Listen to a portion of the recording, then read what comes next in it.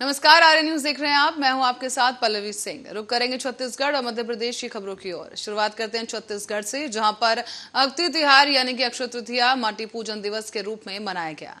इस मौके पर मुख्यमंत्री भूपेश बघेल का अलग ही अंदाज देखने को मिला है। यहाँ मुख्यमंत्री भूपेश बघेल यहाँ पर पारंपरिक धोती कुर्ता पहनकर सीएम बघेल कृषि विश्वविद्यालय पहुंचे, जहां उन्होंने ट्रैक्टर से खेत की जुताई की और बाड़ी में धान, लौकी, कुम्हड़ा और तोरई के बीजों का रोपण किया है। सीएम बघेल ने परिसर में बनाई गई लघु वाटिका में कुएं का पूजन भी किया। साथ ही माटी पूजन दिवस पर सीएम ने समारोह में उपस्थित सभी लोगों को धरती मां की रक्षा करने की शपथ दिलाई है। इस मौके पर प्रदेश के मुख्यमंत्री ने कहा है कि खेती किसानों में पानी का विशेष महत्व होता है। हमारी माटी, जिसे हम माता भैया कहते हैं, उसकी रक्षा करेंगे। हम अपने खेत, घरों और बगीचों में जैविक खाद का उपयोग करेंगे। हम ऐसा कोई काम नहीं करेंगे जिससे माटी और जल में या पर्यावरण में खराबी हो। और ऐसे में सीएम भूपेश बघेल ने यह भी कहा कि हम भूमि में नुकसानदेह रसायनों का प्रयोग नहीं करेंगे। सीएम बघेल ने इस दौरान कहा है कि खेती के लिए यह सबसे उत्तम समय है। किसान बड़ी मेहनत से खेती करते हैं और जमीन को बनाते हैं और उसका ध्यान रखते हैं। अगर हम धरती माँ की सेवा करेंगे तो धरती माँ भी हमारा ध्यान रखेंगी।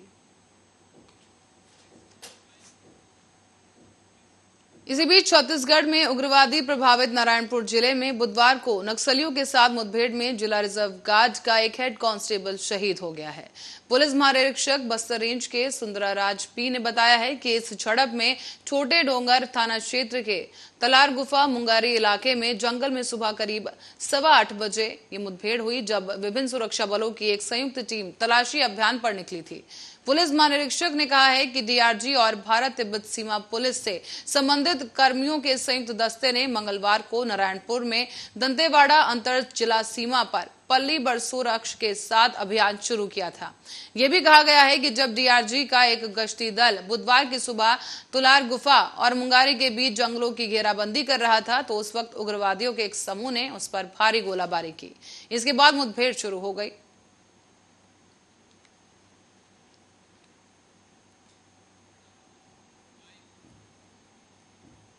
तो वहीं आगे बढ़ेंगे अगली खबर की ओर, जो कि मध्य प्रदेश से है, जहां मध्य प्रदेश सरकार की मां तुझे प्रणाम योजना का मुख्यमंत्री शिवराज सिंह चौहान ने दोबारा शुभारंभ किया।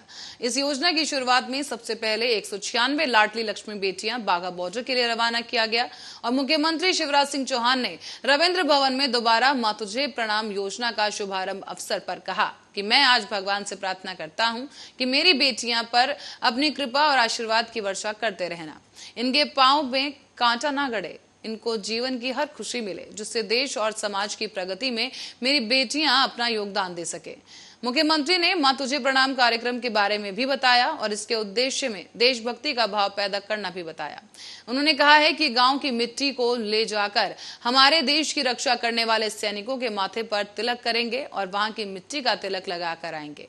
आपको बता दें कि वाघा बॉर्डर से लौटने के बाद गांव में अपने अनुभव का साझा करने के लिए कार्यक्रम भी आयोजित किया जाएगा।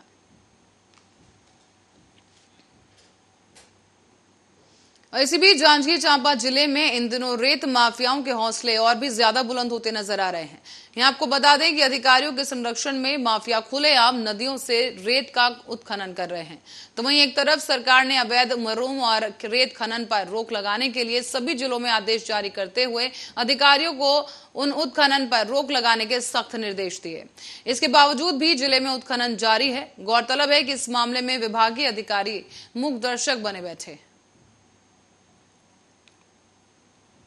शिकायतें मुझे आपके माध्यम से भी जानकारी मिल रही है। वैसे तो पूरी कार्रवाई करने का वैधानिक अधिकार माइनिंग डिपार्टमेंट को है और समय समय पर माइनिंग डिपार्टमेंट करती भी है। और इस तरह की शिकायतें हमारे सामने आती है तो हम भी समय समय पर कार्रवाई करते हैं और इस तरह से शिकायतें अगर मिल रही है तो निश्चित ही इस पर वैधानिक कार्रवाई करेंगे। तो वहीं जबलपुर के मेढ़ी झामर गांव में तेंदुए से दहशत फैल गई है। यहाँ आपको बता दें कि जंगल से भटककर एक तेंदुआ गांव में घुस आया और तेंदुए ने गांव के 3 लोगों पर हमला कर दिया है और उन्हें घायल कर दिया गया। बता दें कि मौके पर वन विभाग की टीम पहुंच गई और बताया जा रहा है कि तेंदुआ खेत में बने पंप हाउस में छुपा है।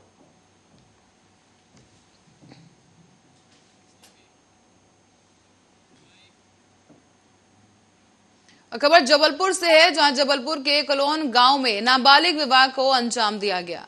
यहां आपको बता दें कि 15 साल की बालिका का विवाह पावला निवासी के साथ करवाया जा रहा था, जिसकी सूचना महिला बाल विकास अधिकारी और पुलिस को मिली। इसके बाद नाबालिग का विवाह रुकवाने के लिए महिला बाल विकास अधिकारी, एसडीएम और पुलिस की पूरी टीम मौके पर पहुंची। तो वहीं नाबालिग का विवाह दोनों पक्षों को समझाते हुए रुकवा दिया गया।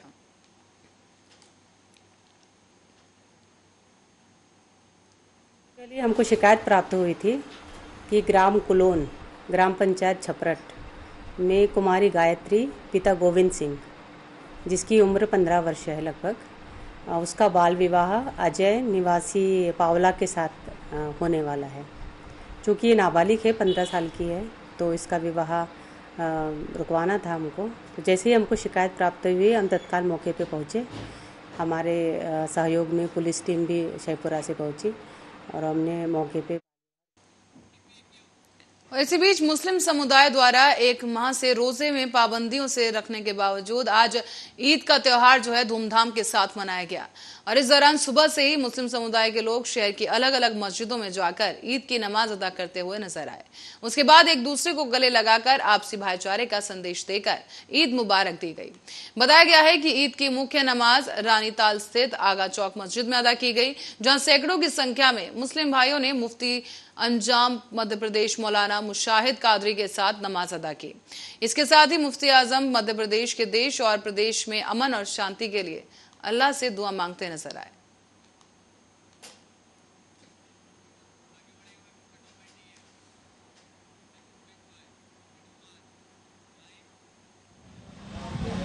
वहीं जबलपुर का ग्वारी घाट थाना आए दिन ही होने वाले विवादों को लेकर सुर्खियों में बना हुआ है। यहां शराब तस्करी, जुआ सट्टा और मारपीट समेत कई वारदातें हो रही हैं, लेकिन इन अपराधों पर थाना पुलिस का कोई नियंत्रण नहीं दिखाई दे रहा। देर रात को ऐसे ही एक विवाद में एक महिला को बंदूक की गोली छूकर निकल गई। इसमें महिला की जान तो बच गई, लेकिन पुलिस की भूमिका पर सवाल खड़े हो गए। दरअसल ग्वारी घाट थाना क्षेत्र में जिलहरी गांव में सोमवार की रात को एक शादी समारोह था, जिसमें अमर और आरती शामिल होने पहुंचे थे। और समारोह के दौरान खाना खाते समय दो युवकों के बीच कहासुनी हो गई। ये कहासुनी विवाद के रूप में बदल गई और कुछ ही देर में इस विवाद ने फायरिंग का रूप ले लिया। दरअसल बंदूक से निकली गोली युवक को तो नहीं लगी, लेकिन उसके पीछे खड़ी उसकी पत्नी के पेट में जा निकली। इस दौरान गोली पेट को छूते हुए निकल गई और जो युवती है वो घायल हो गई है। हालांकि इस घटना के कारण विवाह समारोह में कुछ देर के लिए हड़कंप मच गया और इसी बात का फायदा उठाकर गोली चलाने वाला आरोपी मौके से फरार हो गया है। हालांकि पुलिस मौके पर मौजूद लोगों से पूछताछ में जुटी है और घायल आरती को तत्काल ही अस्पताल पहुंचाया गया। उसको प्राथमिक उपचार के बाद वापस घर भेज दिया गया है। दरअसल देर रात से ही पुलिस आरोपियों की तलाश में जुटी है, लेकिन फिलहाल उनका कोई पता नहीं चल सका। सर, ये गौरी घाट में गोली चली। कल रात को थाना गौरी घाट के जिलहरी में घटना हुई है। घटना ये है कि एक व्यक्ति शादी में गए थे और वो सब एक दूसरे के जान पहचान के हैं, आरोपी और फरियादी।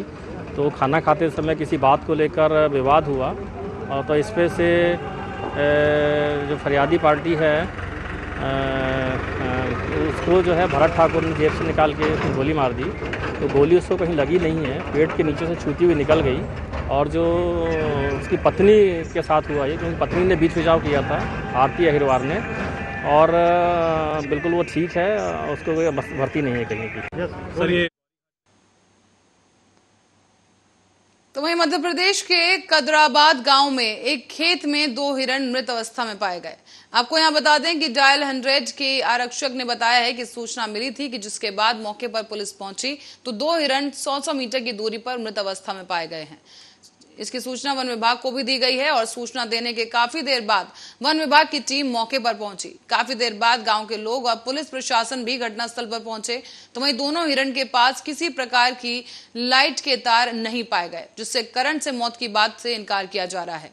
तो वहीं मौत का कारण स्पष्ट करने के लिए पोस्टमार्टम के लिए भेज दिया गया है और इसी के बाद पता चल सकेगा कि आखिर मौत का कारण क्या है। फिलहाल विभाग इस पूरे मामले की जांच में जुटा हुआ है।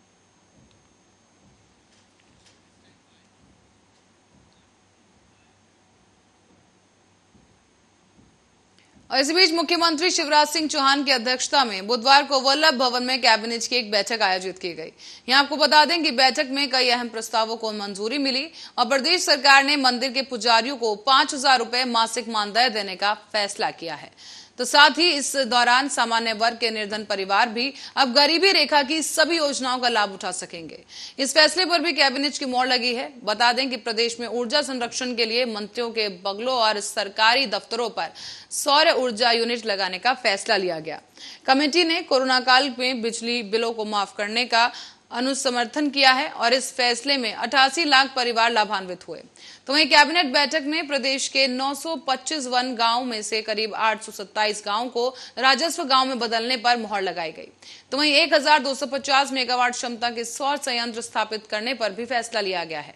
इस बीच 15 मई से 15 जून तक सभी मंत्री नव राजस्व ग्रामों में जाकर परिवर्तन उत्सव में शामिल होंगे। इसका भी निर्णय लिया गया। आपको बता दें कि बैठक में 3 नई सिंचाई परियोजनाओं को मंजूरी मिली है। सोनपुर में सोनार नदी, राजगढ़ में भीम नदी और सागर में देहाड़ नदी पर डैम नहर बनाने का निर्णय लिया गया। तो वहीं इस दौरान जबलपुर मेडिकल कॉलेज में 150 से 250 सीटों को बढ़ाने का प्रस्ताव भी रखा गया, जिसको मंजूरी मिल गई है। बता दें कि किसानों को अब 0% लोन को आगे भी जारी रखने पर मंजूरी दे दी गई है। सिंगरौली में माइनिंग इंस्टीट्यूट खोला जाएगा। तो वहीं ओंकारेश्वर में आचार्य शंकराचार्य की 108 फीट ऊंची प्रतिमा लगाने के लिए 148 करोड़ रुपए की स्वीकृति भी दी गई है।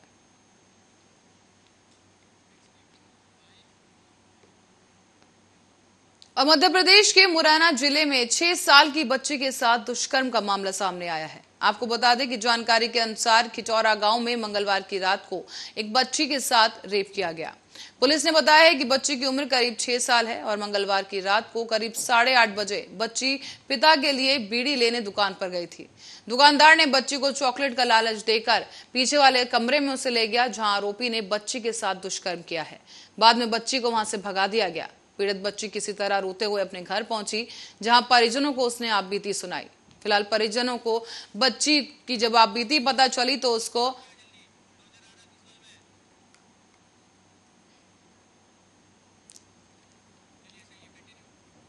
साथ ही आपको बता दें कि मासूम बच्ची को अस्पताल में भर्ती कराया है। और बता दें कि पुलिस ने बच्ची का बयान दर्ज कर आरोपी के खिलाफ दुष्कर्म और पॉक्सो एक्ट समेत कई धाराओं में मुकदमा दर्ज किया।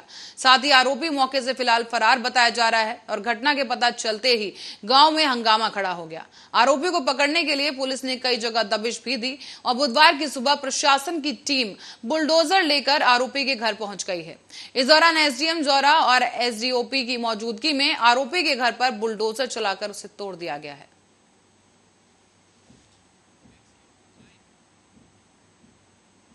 रुक करेंगे अगली खबर की ओर। यहां मध्य प्रदेश में फिलहाल गर्मी से लोगों को राहत मिली है।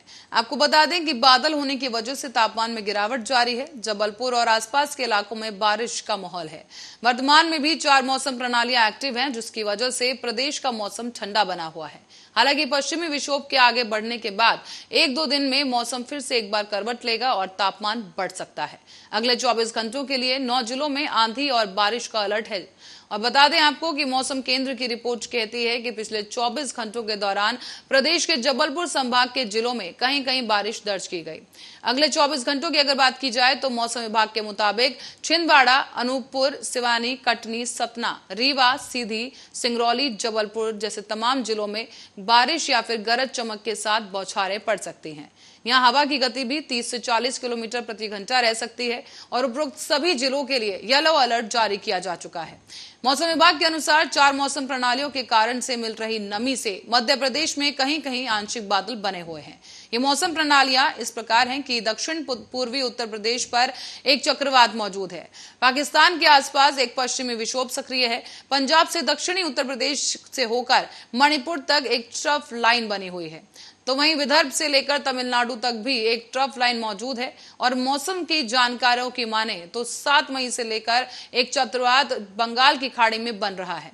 यहां 9 से 10 मई तक बांग्लादेश भी चक्रवात पहुंच सकता है, जिसका असर उत्तर पूर्वी और मध्य प्रदेश पर पड़ सकता है और कुछ जगहों पर बारिश भी हो सकती है। एक अन्य पश्चिमी विक्षोभ 11 मई को भारत की तरफ आ रहा है। उसका असर भी उत्तर भारत में सबसे ज्यादा पड़ेगा।